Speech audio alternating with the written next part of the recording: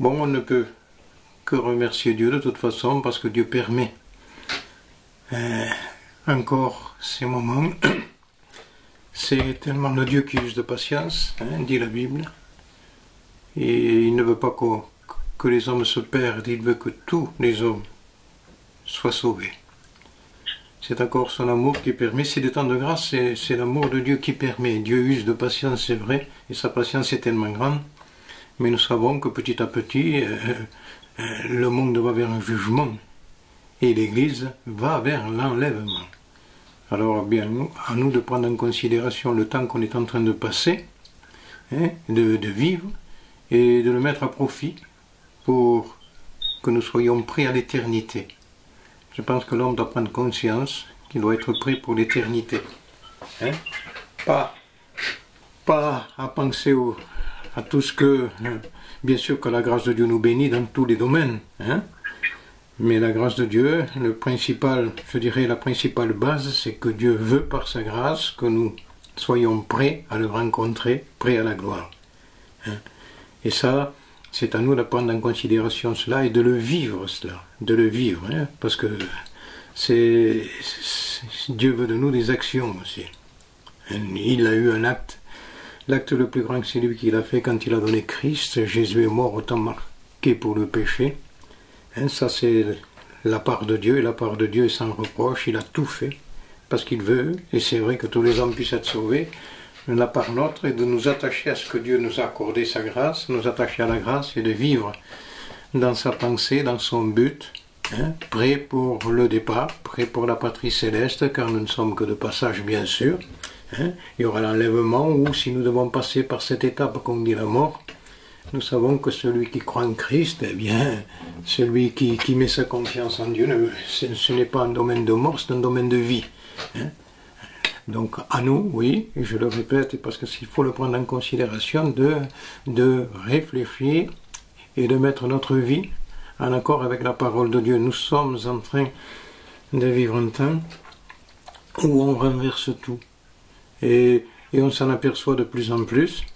L'enseignement de Jésus, Jésus a dit, et c'est écrit, ça, vous le trouverez, vous le savez, pour la plupart, que Jésus a dit, allez, par les nations, prêchez, faites de toutes les nations des disciples, baptisez-les au nom du Père, du Fils et du Saint-Esprit, c'est un enseignement que tout le monde sait, plus ou moins, et enseignez-leur à observer tout ce que je vous ai prescrit. Et voici, je suis avec vous tous les jours jusqu'à la fin du monde. Mais ça, c'est un enseignement précis. Il dit, allez, faites de toutes les nations des disciples. C'est le premier point. Baptisez-les ensuite, au nom du Père, du Fils et du Saint-Esprit, et ensuite aussi enseignez-leur à observer tout ce que je vous ai prescrit. Tout. Et ça, c'est important. Mais dans le temps que nous sommes en train de vivre, je dis, on a tout renversé. On baptise des gens qui ne sont pas des disciples. Il a dit, faites des disciples. On baptise un disciple, on ne baptise pas n'importe qui. Parce que maintenant, il suffit que quelqu'un aille à la réunion, et beaucoup vont à la réunion, il y en a qui y vont, et il y a des cas, parce qu'ils craignent la mort. Donc, en craignant la mort, ils se font baptiser. Et c'est pas parce qu'on craint la mort et qu'on se fait baptiser qu'on est sauvé. Parce qu'on est sauvé si on devient d'abord un disciple.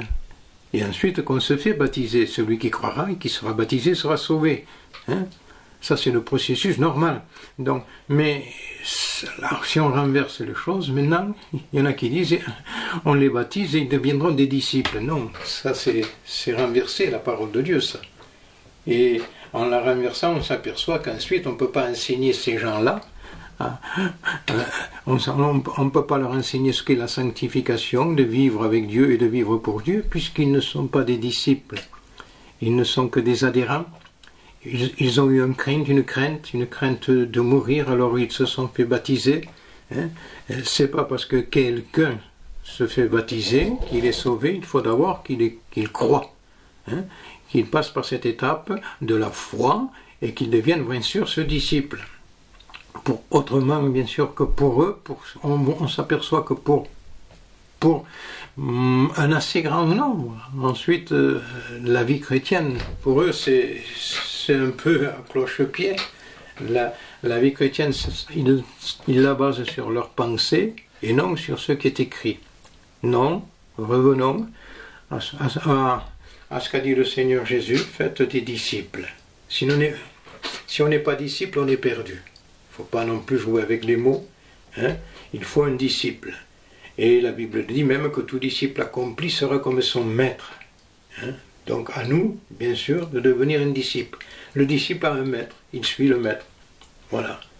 Donc, oui, nous voulons valoriser ce qui est écrit, ce que tes enseignements, Seigneur, et nous voulons y appliquer notre cœur et faire valoir ça, le défendre ça.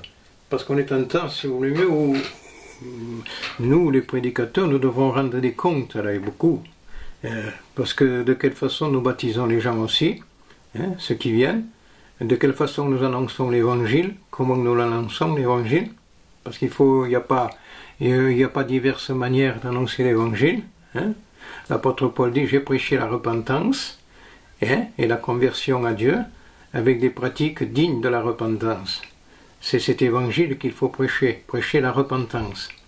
Hein, et la conversion à Dieu, mais bien sûr aussi avec les œuvres dignes de la repentance, parce que s'il n'y a pas de fruit, on ne peut pas reconnaître l'arbre. Donc, c'est revenir aussi à ce message, qui est le message central de la parole de Dieu aussi, hein, de prêcher, parce que prêcher le salut, c'est prêcher la repentance. Donc, c'est faire voir, montrer l'état de perdition de l'homme à cause de son péché, à cause de son cœur qui est mauvais, et combien il a besoin d'en être éclairé, convaincu, et ensuite de faire valoir que autant marqué Christ est allé à la croix, qu'il est mort pour le péché, que le sang de Jésus purifie de tout péché, hein, que sa mort a expié le péché, et de dire aussi le message qui suit que Christ est ressuscité, et qui est le garant de toute la bénédiction se trouve en lui, que la vie chrétienne peut se vivre au travers de sa grâce à lui. Hein? Et c'est ça. Mais si bien sûr le départ, c'est un faux départ, il ne peut pas y avoir aussi une bonne arrivée. Donc c'est pour ça qu'il faut valoriser à nouveau ce qui est écrit. Hein? Parce que je vous dis, on est en train de voir, mais tout est renversé. Il y en a qui disent « j'ai fait ceci, je me fais baptiser, je ne fume plus, je suis sauvé ». Mais c'est pas la parole de Dieu, ça. La parole de Dieu, non. Si vous ne vous repentez, vous périrez. Voilà le message de la parole de Dieu.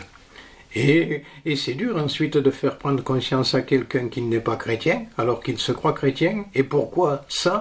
Parce que certainement, nous pasteurs, quand nous annonçons un message qui n'est pas le message comme Dieu veut que nous l'annoncions, nous égarons le peuple, nous égarons les âmes, et ensuite ces âmes-là ne sont en dehors du chemin, et c'est très difficile de leur donner ensuite à voir, à comprendre qu'ils ne sont pas dans le chemin, qu'ils ne sont pas ce qu'ils pensent être. Vous voyez, comme le message de salut est tellement important, et le dire, comme le Seigneur veut que nous le disions. Pourquoi ? Pour qu'il y ait vraiment des vrais départs, je dirais, que Dieu permette cette expression, pour qu'il y ait aussi, par la grâce de Dieu, des bonnes arrivées. Hein? Donc oui, nous voulons de nouveau revenir à ces anciens sentiers. Ces anciens sentiers, c'est la parole de Dieu. Hein?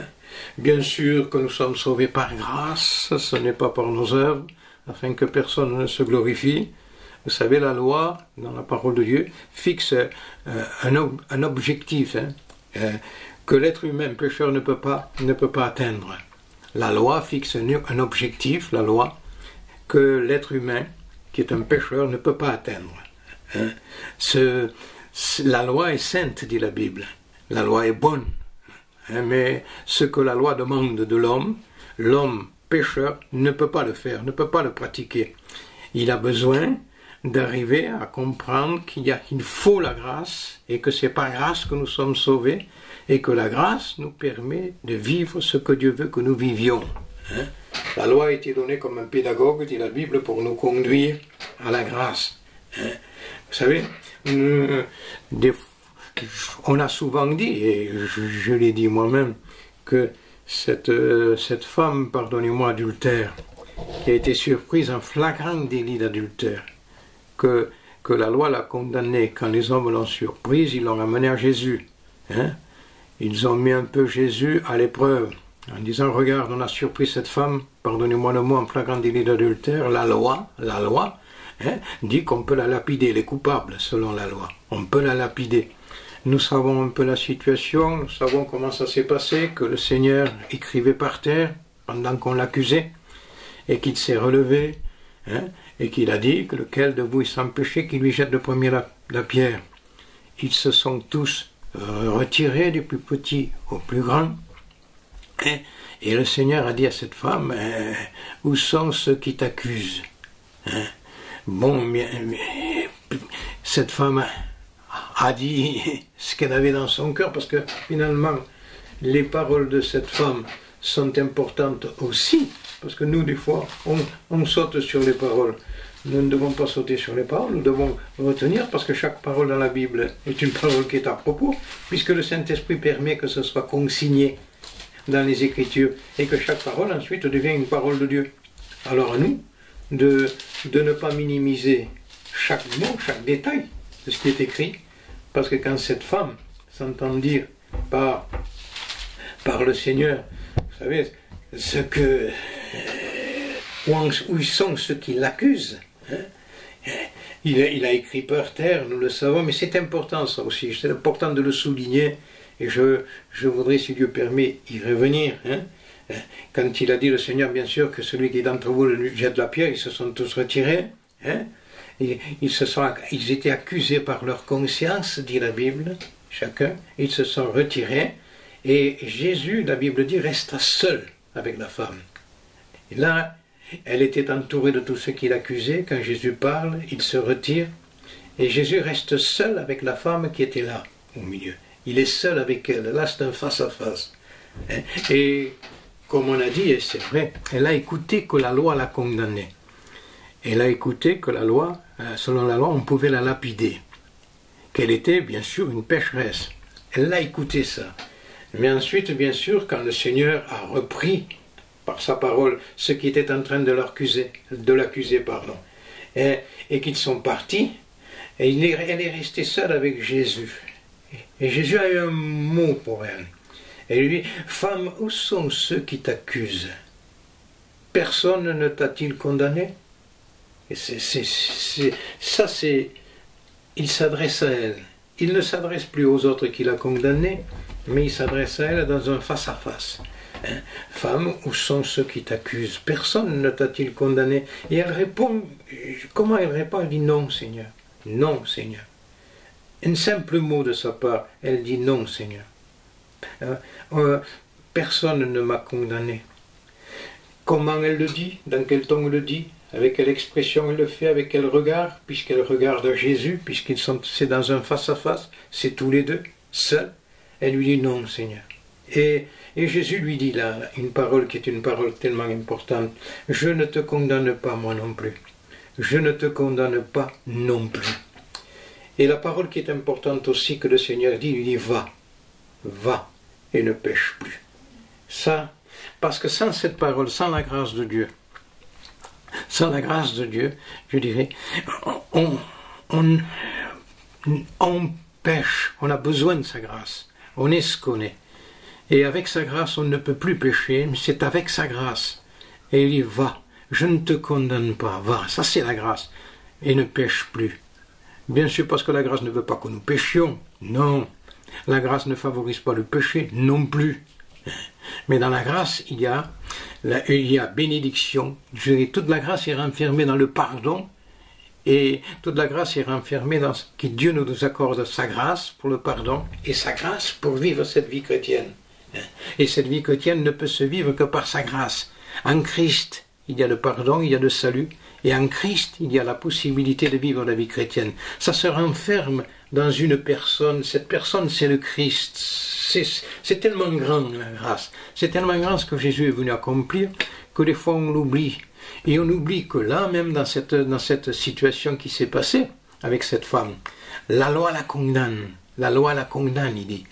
Donc, la loi l'a jugé. Et la loi, ce qui était donné de la part de Dieu, et nous savons que la loi a été donnée de la part de Dieu, qu'au mont Sinaï, Dieu a donné la loi à Moïse. La loi la condamne. Ce qui est écrit, tu vois comment je le dis, Seigneur, que Dieu me pardonne, ce qui est écrit sur une pierre la condamne. Ce qui est écrit sur une pierre la condamne. Mais il y a une personne qui ne la condamne pas. Et cette personne, c'est le Seigneur Jésus. Ça, c'est une personne qui ne la condamne pas, qui lui dit « je te condamne pas, va et ne pêche plus ». La loi a été donnée par un homme, Moïse. La grâce est venue par un homme. Cet homme, c'est Jésus. Vous voyez, pourquoi je veux tellement répéter ça? Pour justement valoriser la grâce, ce que Dieu a voulu pour nous, ce que Dieu veut, l'œuvre de Christ, ce qu'il a accompli. Et c'est tellement précieux. La femme adultère entend d'abord la loi, oui, mais ensuite, elle voit ce que la grâce lui accorde. Ce n'est pas de dire « continue dans ta vie », non. C'est de dire « va et ne pêche plus, je ne te condamne pas, je ne te condamne pas ». Il y a le pardon. Le pardon se trouve auprès de Dieu, dit la Bible, afin qu'on le craigne aussi. Mais il ne pêche plus. C'est un peu...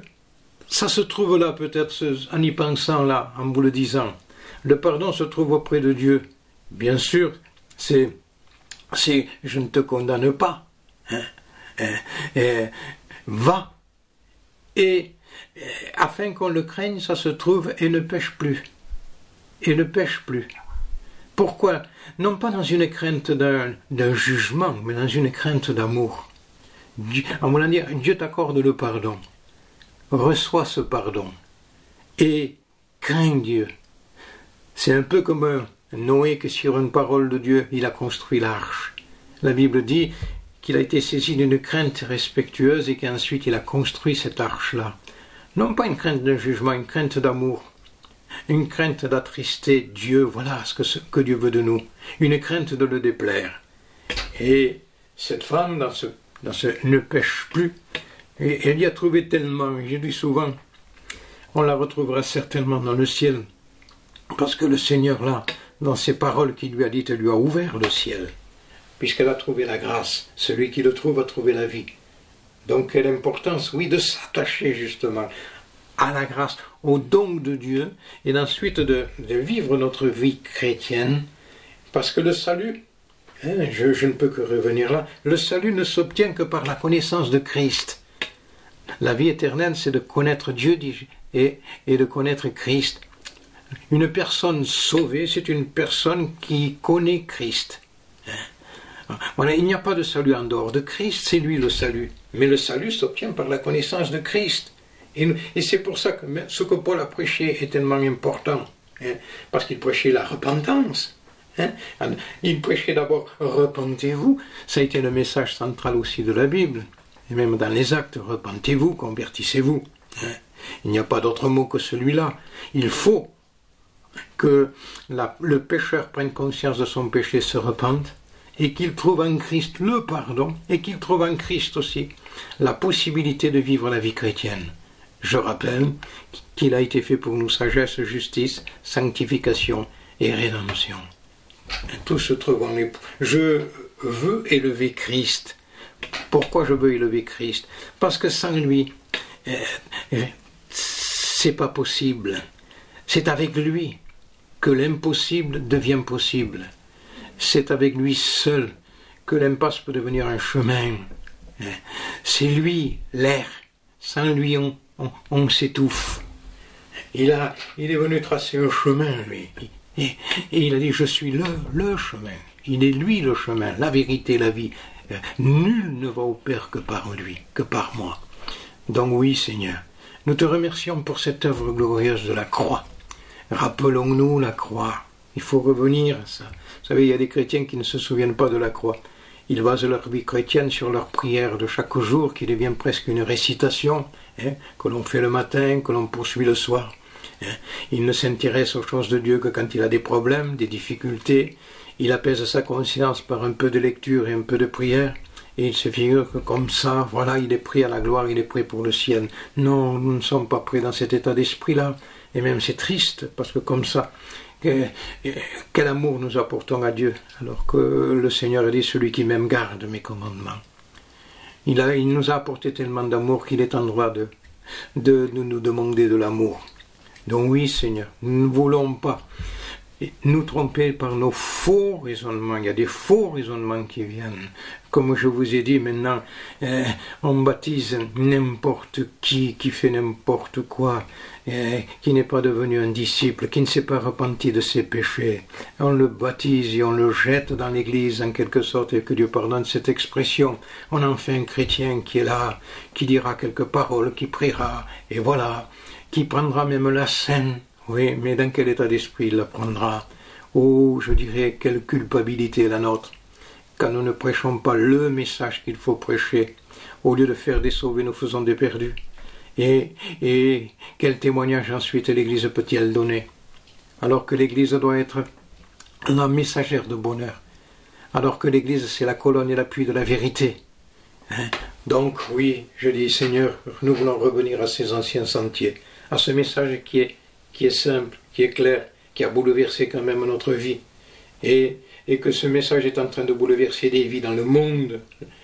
L'apôtre, s'il a prêché la repentance, des frères prêchent la repentance. Le Seigneur veut que tous les hommes soient sauvés. Et ça, c'est encore ces temps de grâce qui le permettent. Alors oui, Seigneur, nous voulons garder les vraies valeurs. Et les vraies valeurs, c'est la parole de Dieu. Nous ne pouvons que revenir là, nous ne pouvons que prêcher cela. Revenir à ce qui est écrit, considérer ce qui est écrit, vivre ce qui est écrit, parce que ce qui est écrit ne passera jamais. Nos pensées passent, les raisonnements des hommes passent, la parole de Dieu non, elle demeure et elle demeure éternellement. Nous avons dit, oui, je répète souvent les choses, pourquoi? Parce qu'il est important de les répéter. Et si un homme de Dieu remarquable comme Pierre, prenez le temps de répéter à des chrétiens, et il considérait ça comme un devoir de leur dire et de leur redire ce qu'il fallait. C'était des frères et des sœurs affermis. Ils étaient affermis dans ce que Pierre leur disait. Mais il leur rappelait. Il ne voulait pas, cet homme de Dieu, qu'ils oublient que c'est ça le chemin, que c'est dans ce chemin qu'il faut marcher. Et que c'est dans ce chemin-là que nous trouverons le repos de nos âmes. Oui, Seigneur, les ennemis de la parole de Dieu, on en a parlé des ennemis de la parole de Dieu. Et je les rappelle, les ennemis de la parole de Dieu. Bien sûr que c'est Satan, que ses soucis, les problèmes, les richesses, les convoitises, tout ça, c'est des ennemis de la parole. Ça fait que la semence ne peut pas grandir, cette semence-là. Mais la semence grandira quand un cœur le comprend et l'accepte, tout simplement. Un cœur bon comprend et accepte. Et cette semence ensuite produira du fruit. Semence bien sûr qui est la parole de Dieu. Alors faisons bien attention à ces ennemis qui sont là bien sûr pour nuire à la semence qui est la parole. Il y a cette semence dans notre cœur. Tout Satan, les soucis, les problèmes, les convoitises qu'on peut avoir nuisent à ce que la parole de Dieu ne germe dans les cœurs. Oui, Seigneur, nous voulons considérer aussi cela. Il y a le peuple de Dieu a besoin de revenir à ça, aux anciens sentiers.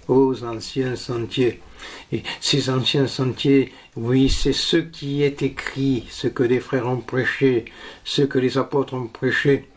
Nous avons dit souvent, et encore on se le rappelle, que dans les actes des apôtres, et c'est ça, la part de l'Église, ils persévéraient dans l'enseignement des apôtres. C'est la persévérance dans l'enseignement des apôtres.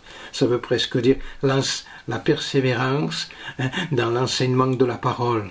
De la parole. C'est d'abord la parole qui compte, la parole qui conduit tout. Bien sûr, ensuite, il y avait la persévérance dans la communion fraternelle, la fraction du pain, c'est écrit ça, dans les actes 2. Et ensuite, il y a dans les prières. Et là aussi, on a tout renversé, on a mis la prière d'abord. On prie avec n'importe qui fait n'importe quoi. Mais on ne prie pas comme ça non plus. C'est pour ça que les réunions de prière sont devenues. Qu'est-ce qu'elles sont devenues? Est-ce que nous obtenons des gains de cause? On prie, bon, parce que c'est maintenant, si vous voulez, mais ça fait partie de l'Église, ça, c'est le programme de l'Église. L'Église a des institutions, elle a institué son programme. Il y a des réunions de prière, il faut jeûner de temps en temps, il faut le faire. Bien sûr, ça, on est spirituel. Non, on est spirituel, l'homme spirituel écoute ce que Dieu dit et vit ce que Dieu dit. Et c'est d'abord ce que Dieu dit qui compte, pas ce que je dis, la prière, ce que Dieu dit d'abord. Et ce que Dieu dit doit pousser ce que moi je dis. S'il n'y a pas d'abord la parole, la prière n'a pas de fondement. Bon, voilà, parce que le fondement de notre foi, c'est la parole de Dieu. Ce n'est pas nos pensées, c'est la parole de Dieu. Et vous voyez qu'on a renversé bien des choses là aussi. C'est un temps où il y a un tohu-bohu, le renversement. Pourquoi? Parce qu'on met la prière, tout le monde prie. Non. Alors on s'unit pour prier. On se donne des motivations dans la prière. Mais où va-t-on? Est-ce que nous prenons conscience d'où on va? D'un pays de délices, pardonnez-moi. Ils en ont fait un désert, c'est écrit. Nous faisons d'un désert d'un pays de délices. Mais c'est beau ce qui est écrit de le considérer. Si des frères l'ont élevé, cette parole-là, eh bien il faut l'élever, la parole de Dieu. Bien sûr que nous sommes sans force, mais nos regards sont sur lui. Nous le voulons. Oui, pourquoi? Parce que aimer, c'est garder. Aimer, c'est le suivre. Donc oui, Seigneur, nous voulons plus que jamais nous attacher à ce qui est écrit. Et ça, nous l'avons vu quand même. Ça c'est dit. Si nous ne sommes pas attachés à ces choses, nous serons emportés loin d'elles. Alors c'est un attachement de cœur. Ce n'est pas de dire j'écoute, non, un attachement de cœur. On s'attache à quelqu'un que l'on aime et qu'on veut aimer. Voilà, on s'attache à lui parce qu'il s'est attaché à nous, lui. C'est lui d'abord qui s'est attaché à nous. Et son attachement nous pousse à s'attacher à lui. Son amour nous pousse à l'aimer. Vous savez que par amour pour le Père, par amour pour la volonté du Père, il est allé à la croix. Afin que le monde sache, il avait dit que j'aime le Père. Et il a accepté la volonté du Père, et il est allé à la croix, il a accepté tout ce qu'il fallait accepter. Et nous le savons. Nous savons quand même ce qui s'est passé à Gethsémane, on ne se le rappelle plus. L'acceptation de dire oui, que ta volonté se fasse, non pas la mienne, mais ta volonté. Nous savons tout ce qui s'est passé dans cette humiliation, l'humiliation qu'il y a eu au prétoire. Comment on l'a humilié pour arriver à ce sacrifice, le sacrifice sanglant de la croix. Nous savons Jésus portant sa croix. Quel message cela! Mais nous savons que c'est vrai tout ce qui s'y rattache à ça, la bénédiction qui a découlé de tout cela. Mais c'est son obéissance, son acceptation, parce qu'il aimait le Père, il aimait la volonté du Père, et il nous aimait. Alors oui, où est notre amour? Dans la vie chrétienne, c'est pas un sentiment l'amour, c'est une action. Il ne faut pas confondre, il faut une action. Nous sommes basés que c'est un sentiment, non. S'il n'y a pas d'action, le sentiment reste mort. Il faut l'action. Donc, la foi sans les œuvres, même dit la Bible, est morte. Si la foi, elle se traduit par ses œuvres, si vous voulez. Donc à nous, d'avoir non pas des sentiments, mais des actions. Et ces actions, c'est de garder, de vouloir garder, de persévérer. Bien sûr que tout voudra ravir cette semence, distraire, nuire à la semence. Mais nous voulons que cette semence, au contraire, que nous recevons, je dirais, croisse, grandisse dans notre cœur.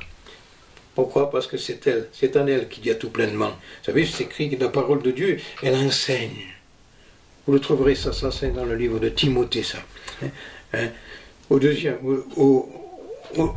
livre de Timothée, il dit que la parole de Dieu enseigne, que la parole de Dieu convainc, que la parole de Dieu redresse et que la parole de Dieu éduque. C'est les 4 actions de la parole de Dieu. Elle enseigne, elle convainc, elle redresse et elle éduque, afin que l'homme de Dieu soit accompli. C'est écrit. Donc, c'est l'œuvre de la parole en nous qui va nous enseigner, nous convaincre, nous redresser et nous éduquer pour que nous servions à la gloire de Dieu. Oui, alors, oui, je veux plus que jamais considérer ce qui est écrit. Vous, moi qui vous le prêche, et vous qui l'écoutez, on doit considérer ce qu'est la parole de Dieu. La parole de Dieu. Donc oui, Seigneur, dans un temps où on l'oublie, on la met de côté. Hein. Nous voulons au contraire, nous, y revenir à ces anciens sentiers. On les oublie, je vous ai dit au départ, on les oublie maintenant. Tout, dans le baptême, c'est n'importe qui se fait baptiser. On ne baptise qu'un disciple. Hein, que vraiment quelqu'un qui a compris, vu son besoin, passé par cette étape de la repentance, qui s'est tourné vers Dieu, qui a cru à la valeur du sacrifice de Jésus, au sang de l'agneau, et qui ensuite a accepté, je dirais, de le suivre.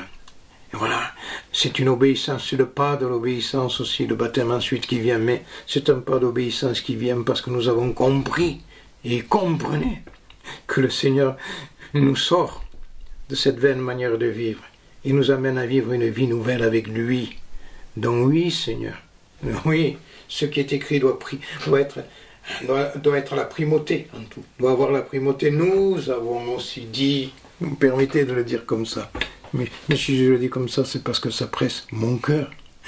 Nous avons oublié aussi ce que dit le prophète Isaïe. Et le prophète Isaïe, quand il dit quelque chose qui est important, et il dit qu'un enfant vous est né, et un fils vous a été donné.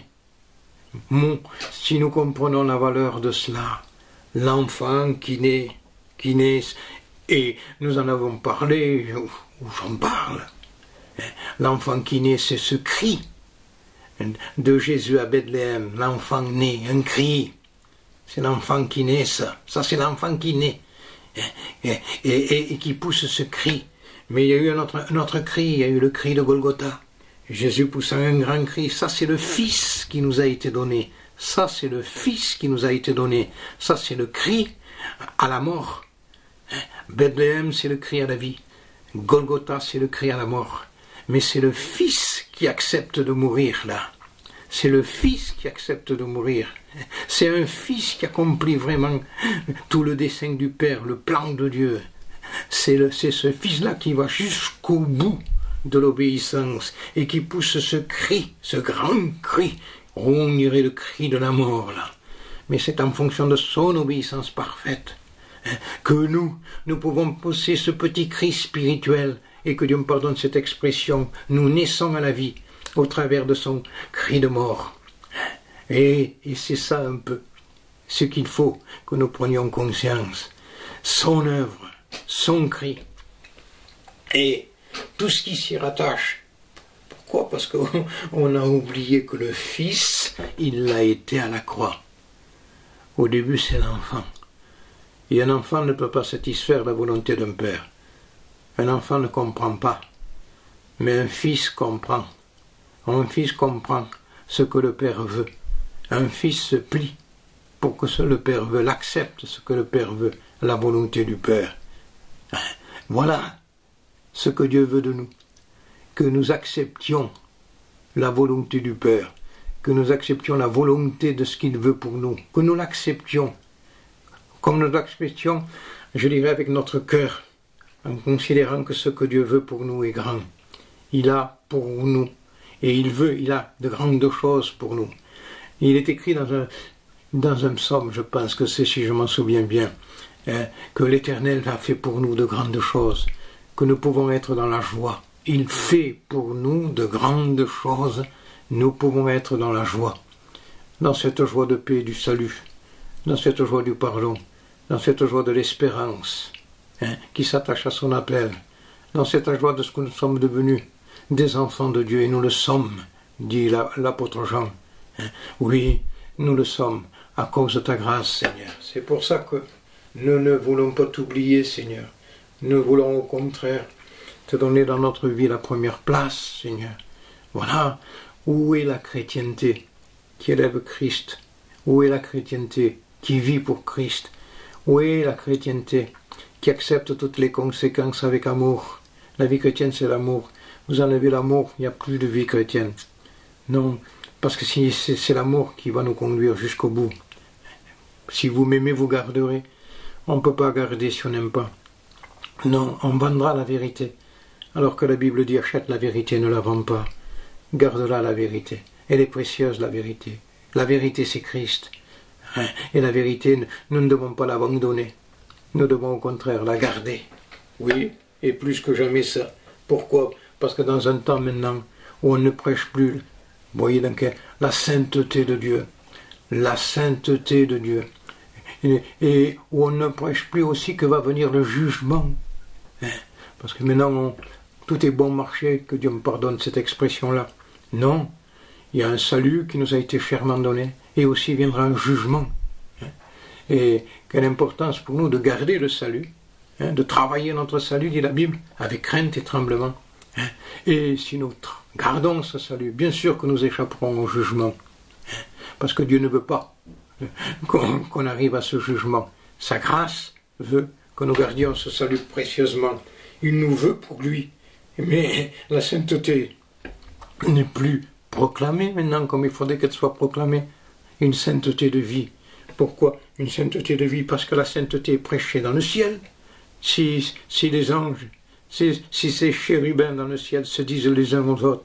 Et c'est écrit ça dans la vision qu'a le prophète. Et c'est écrit, je pense dans le livre d'Ésaïe, eh bien, qu'ils se disent les uns aux autres que Saint est Dieu, Saint est Dieu, Saint est l'Éternel, Saint est l'Éternel, Saint est l'Éternel. Donc, s'ils se le disent, ça c'est le message d'en haut. Pourquoi ce ne serait pas le message d'en bas? On a cantonné à quelque chose le message de Dieu, bien sûr au salut. Amen, amen, amen, amen. Mais Dieu est saint. Et Dieu est saint aussi. Dieu est saint. Donc, il faut proclamer le même message que le ciel proclame. Et si nous sommes en accord avec Dieu, si nous sommes conduits par l'Esprit, nous proclamerons aussi le message que le ciel proclame. Pourquoi? Parce que maintenant, on ne proclame pas assez la sainteté de Dieu. Et la sainteté de Dieu est redoutable. Vous comprenez?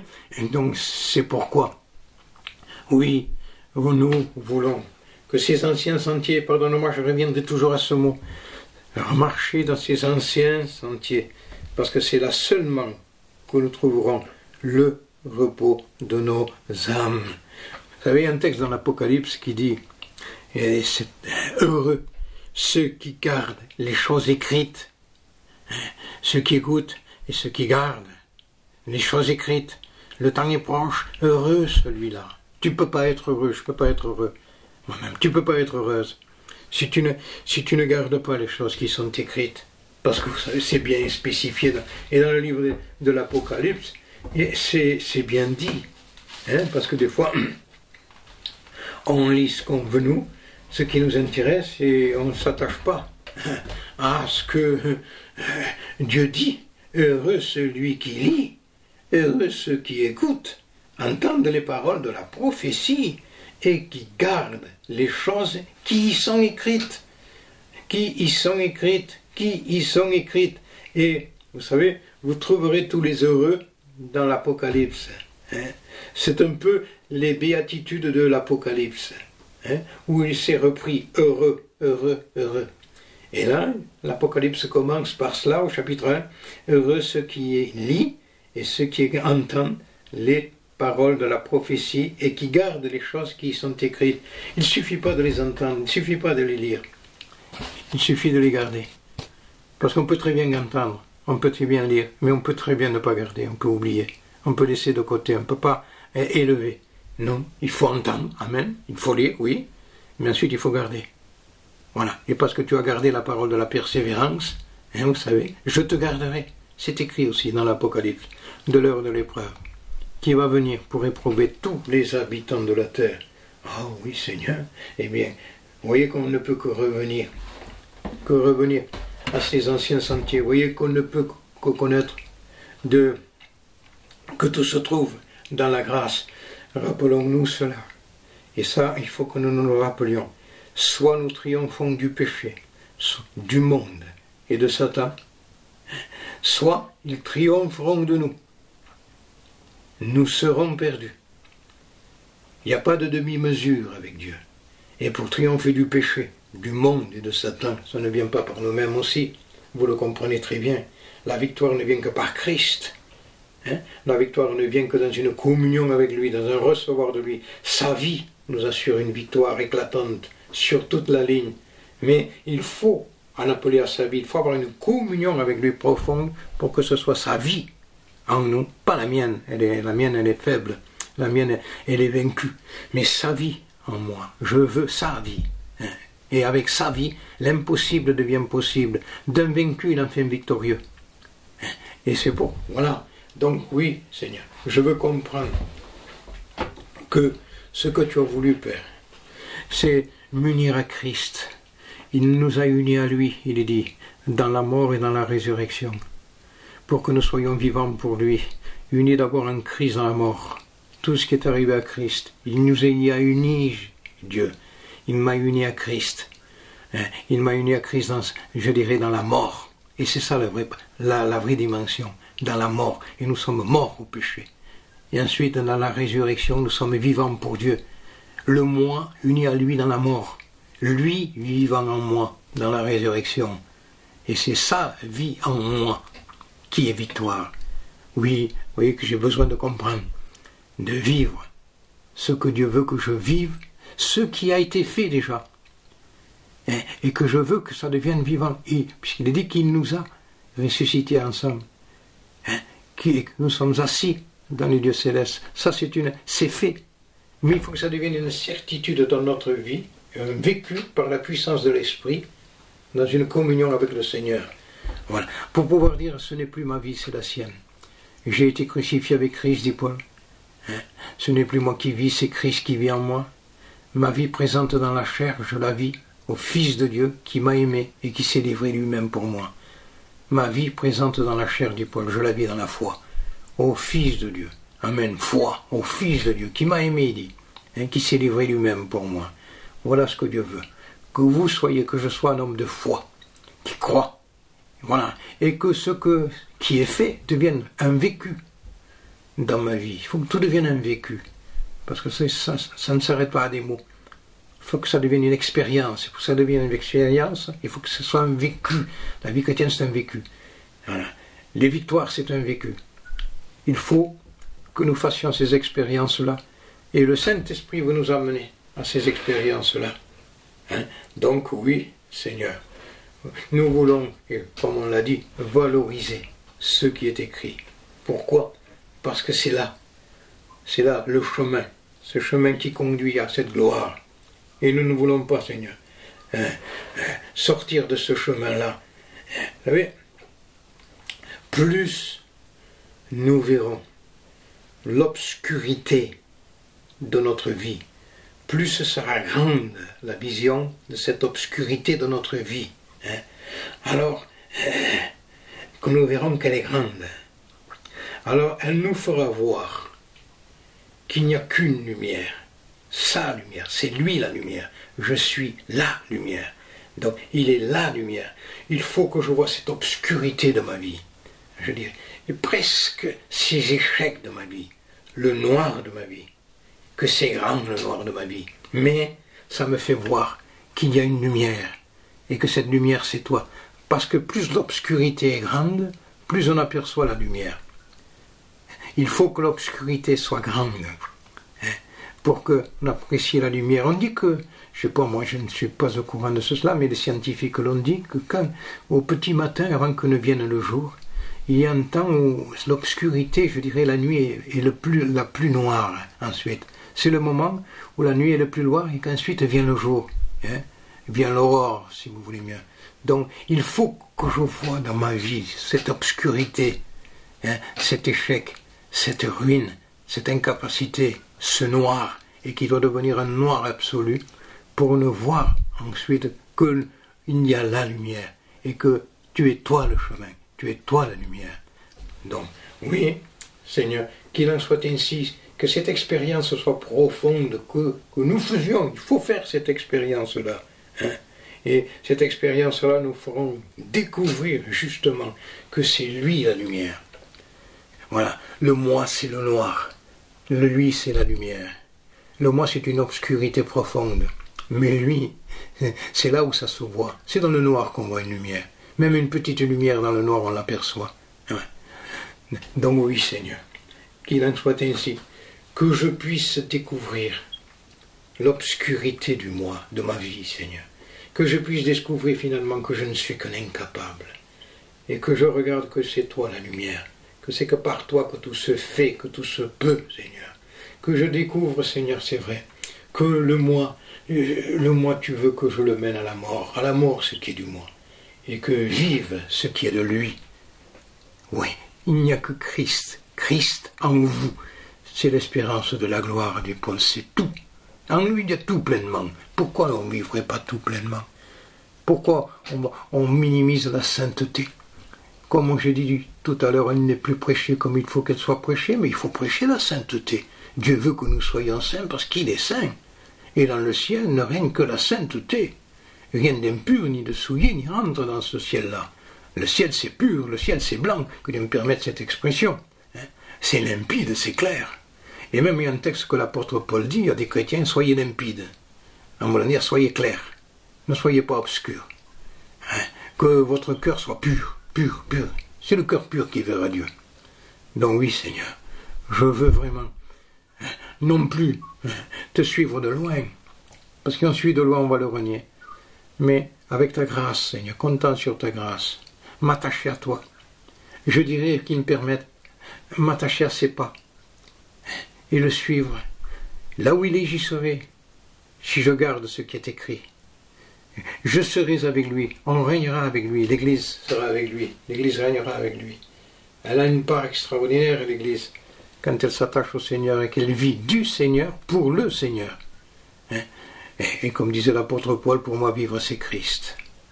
Ça c'est un enseignement aussi profond qu'il a pu dire. Il s'était attaché, il avait compris ce qu'il était, et il s'était attaché à celui qu'il avait tellement aimé. Quel mérite avons-nous? Méritons-nous une gloire de l'aimer? Il nous a aimés, lui, le premier. Et pour nous manifester cet amour, on ne peut pas, je dirais, imaginer les souffrances qu'il a endurées, la croix, le sang qui coule, la couronne d'épines, les 39 coups de fouet, les mains crucifiées, les pieds crucifiés. Là, Jésus, dans les 6 heures, lui, il verse ce sang, le sang de la nouvelle alliance, le sang du pardon, le sang de la bénédiction, le sang du juste coule pour nous, vous, moi, les injustes. Oui, quel sacrifice, oui, quel amour. Voyez de quel amour le Père vous a aimé. Et quand il dit ça, Jean, il nous présente la croix. Et pour que nous soyons appelés des enfants de Dieu, je vous ai dépeint Christ, dit Paul aux Galates. Christ crucifié, quel tableau, Christ crucifié. Voilà, ce Christ crucifié, amour de Dieu, pardon de Dieu, miséricorde de Dieu, qui se révèle là. Il est venu à révéler, on l'a dit, ça y est, on se le dit encore, la miséricorde de Dieu qui est grande. Et cette miséricorde, il est venu la porter de la part de Dieu. Oh, nous ne sommes rien, pardonnez-moi l'expression, et je parle pour moi d'abord. Qu'est-ce que je suis? Mais il est venu m'apporter cette miséricorde dont j'avais besoin, ce pardon dont j'avais besoin, cette vie nouvelle dont j'avais besoin. Il est venu m'apporter le ciel, parce qu'en Christ il y a le ciel. Il a dit le royaume des cieux s'est approché de vous. Donc je dis Seigneur, oui, nous voulons t'aimer. Oh, nous voulons te louer avec un cœur vrai, un cœur sincère. Nous ne voulons pas être de ceux qui te suivent comme des adhérents à quelque chose, à un mouvement, à une église. Non. Nous ne voulons pas nous attacher à nos frissons, à nos chairs de poule. Ils nous tromperont, Seigneur. Nous ne voulons pas baser notre vie sur un cantique qui nous émet un peu. Non. Bien sûr qu'il faut des cantiques comme il faut qu'ils soient. Chanter dans une note spirituelle aussi. Ça, il faut pas mélanger le cantique, qui est, comme disait un homme de Dieu, on ne met pas des paroles de Dieu sur une musique du diable. Ça ne cadre pas ensemble. Mais, bien sûr, que tout soit fait dans une norme spirituelle, oui, chaque chose à sa place, nous ne sommes pas contre ces cantiques, quand ils sont dans la lignée de ce que Dieu veut, nous ne sommes pas contre ces réunions quand la parole de Dieu est élevée comme il faut qu'elle soit élevée. Nous ne sommes pas contre ces réunions où la scène est prise par des frères et sœurs qui veulent être fidèles, non pas des parfaits, mais de ceux qui veulent être fidèles, pardonnez-moi, et qui s'attachent à Christ. Oui, elles sont belles ces réunions-là. Elle est belle cette Église. Dieu disait de son peuple par la voix, bien sûr, c'est Balaam, je crois qu'il le dit quand il regarde Israël. qui dit qu'elles sont belles tes tentes, Israël.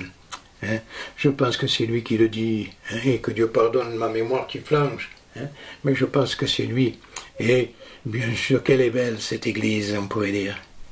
Elle est rayonnante d'une beauté spirituelle. Oui, elle est là. Elle est celle qui attend son Seigneur maintenant.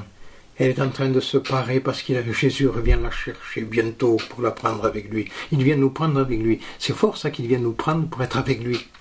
Il nous veut avec lui, pour nous emmener dans cette nouvelle Jérusalem. Oh Seigneur, c'est tellement beau tout ça. Pourquoi alors ne pas, c'est vrai, repasser les choses, Marie repassait tout ce qu'on disait de Jésus. Eh bien nous repassons toute la parole de Dieu dans notre cœur.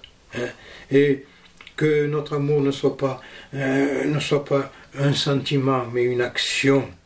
Que les ennemis de la parole, nous sachions, les repousser. Que nous réalisions ce cri de l'enfant qui naît à Bethléem et du Fils qui meurt à Golgotha. Que nous réalisions l'obscurité de notre vie. Tout est noir, nous il n'y a que noir, mais que nous distinguions que Dieu nous a donné la lumière, et que la lumière c'est Christ. Oui, cette sainteté, nous voulons la proclamer. Nous ne voulons qu'elle soit proclamée dans les églises, mais nous voulons qu'elle soit proclamée en nous, dans nos foyers. Proclamer la sainteté de Dieu, le dire avec nos compagnes, le dire avec nos enfants que Dieu est saint et qu'il veut que nous soyons comme lui. Quelle grâce, et qu'il nous accorde au moyen de la grâce de pouvoir être comme lui. Je dis oui, Seigneur, nous savons que ce n'est plus la loi, non, mais c'est la grâce. Et que tout ce que nous pourrons faire, c'est pas ça qui va nous ouvrir le ciel nous a été ouvert. Et les bonnes œuvres qu'on peut faire sont les conséquences du salut qu'on a reçu. Mais nous voulons le faire. Voilà. Alors, que vous dire de plus, et vous le dire, pardon, avec mon cœur, c'est que c'est vrai, Seigneur. Tu as été, une fois, j'ai pu dire, le doigt de Dieu et le doigt de Jésus, le doigt de Dieu au Sinaï, qui écrit sur les tables de pierre les commandements, le doigt de Jésus devant cette femme, surprise en flagrant délit d'adultère, qui écrit sur la terre, le doigt de Dieu, la loi, le doigt de Jésus, la grâce. Nous avons besoin d'abord d'écouter ce que dit le doigt de Dieu, parce que cette femme a d'abord entendu ce que disait la loi, et que la loi l'a condamnée parce qu'elle était une pécheresse, et que nous avons ensuite de compter, de nous appuyer sur ce que dit le doigt de Jésus. Je ne te condamne pas non plus. Va et ne pêche plus. C'est sur cette note que j'aimerais terminer ces moments avec vous. C'est sur cette note, et je le pense, que vous et moi, on va élever nos voix. Maintenant, vous priez. Maintenant, on n'a pas besoin de vous dire il faut prier, il faut prier, il faut prier. Je pense que vous le comprenez, puisqu'il y a eu tellement d'amour, que l'enfant est né et que le Fils nous a été donné. Alors nous voulons, comme des fils, comme des responsables, élever nos voix et dire Seigneur, merci pour tout ce que tu es venu apporter. C'est vrai, il y avait la condamnation, mais il y a eu la grâce. Oh, merci Seigneur, je n'étais qu'un indigne et tu m'as rendu digne. Tu as effacé ma honte. Tu me pousses à me repentir et à ne pas minimiser les choses, mais de dire il y aura un jugement aussi pour celui qui s'écarte de ta parole. Alors nous ne voulons échapper au jugement, restant dans la voie de la miséricorde, la voie de l'amour, en gardant ce qui est écrit. Nous voulons élever nos voix ensemble. Je pense que nous allons le faire, vous et moi et vous. On est loin mais on est près. Voilà, il y a le même esprit. Nous, on va prier, vous priez là-bas avec votre cœur. Dites-lui avec votre cœur, non pas parce qu'il faut le dire, je pense que vous êtes sortis de ce stade aussi. Mais, et si vous ressentez le pardon de dire Seigneur, je t'oublie, je m'éloigne et je t'en demande grâce. Je t'en demande pardon, Seigneur. Je veux m'attacher à toi et marcher dans ces anciens sentiers. Je pense que s'il le veut, Gilbert commencera à prier. Vous prierez ensuite. On est avec lui, devant lui, et on est pour lui.